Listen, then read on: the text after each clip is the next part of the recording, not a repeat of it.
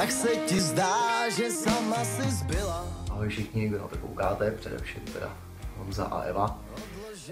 Já jsem Pišto, to je Hubert, který teďka mi přišel pomoct.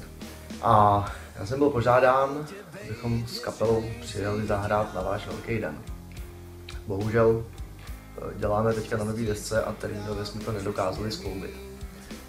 A právě protože děláme na té desce, tak jsem docela rád, že mluvím. Takže už ani teďka na poslední chvíli nezvládám to nahrát speciálně pro vás, respektive zaspívat. A ještě k tomu už jsme hráli na 2 svatbách a obě dvě do roka skončily, to je manželství, takže vlastně buďte rádi. Každopádně já vám teda tímto za celý zakázaný ovoce přeju, aby váš společný život byl fajn, aby vás bavil co nejdýl. A tady máte aspoň video z našeho nedávného akustického koncertu, který teda nikdo kromě nás a teďka vás neviděl. Takže dejte se. Až se rozední, jenom mi neříkej dost.